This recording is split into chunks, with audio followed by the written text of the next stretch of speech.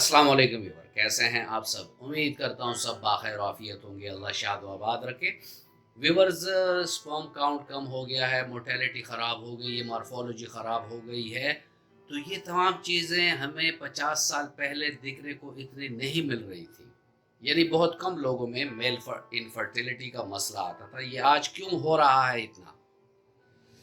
आज की इस वीडियो में मैं आपको सिर्फ एक ऐसा फैक्टर बताऊंगा जो हमारे लाइफस्टाइल में बहुत ज़्यादा उसका इंटरफेरेंस हो गया है, यानी मुदाखलत हो गई है।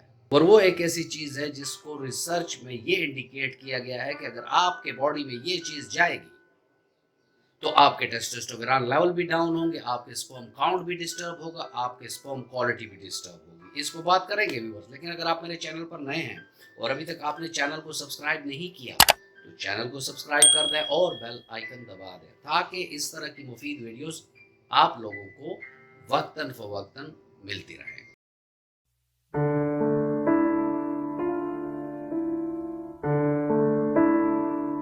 बिस्फेनोल ए, ये क्या है? BPA, ये क्या है?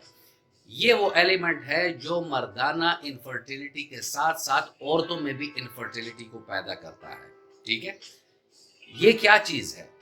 इस लिस्ट में आप देख सकते हैं कि जो हम पानी के लिए बॉटल इस्तेमाल करते हैं या डिफरेंट खुराकों के लिए हम प्लास्टिक या केन्स, जो पैक डाइट होती है, खुराक होती है, वो हम इस्तेमाल करते हैं। ये उन कंटेनर्स में ये एक एलिमेंट होता है BPA। और ये रिसर्चर ने बताया है कि इसकी लीचिंग हो जाती है फूड के अंदर, यानी खुराक में ये केमिकल एब्जॉर्ब हो जाता है।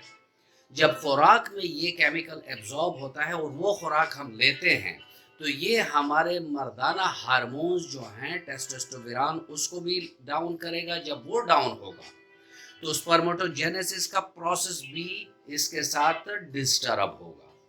और जब स्पर्मेटोजेनेसिस प्रोसेस डिस्टर्ब होगा तो स्पर्म का काउंट भी खराब होगा, स्पर्म की मोर्टेलिटी भी खराब होगी, स्पर्म की मॉर्फोलॉजी भी खराब होगी। इसके अलावा यहाँ तक रिसर्चर कहते हैं कि इस BPA की वजह से ख्वाह मर्दों के स्पर्म्स हैं या औरतों की ओवा है यानी अंडा है, इनको DNA लेवल पर इसमें डीजेनरेशन करता है, यानी उसमें नुक्स पैदा करता है।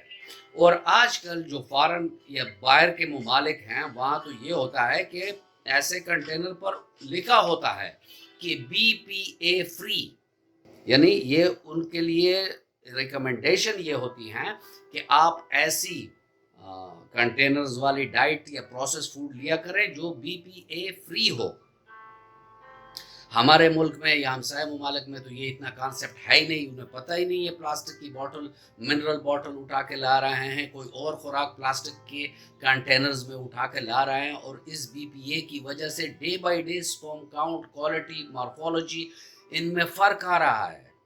क्योंकि बीइंग ए डॉक्टर और 25 साल से हम प्रैक्टिस कर रहे हैं, ये cases day by day increase हो रही हैं।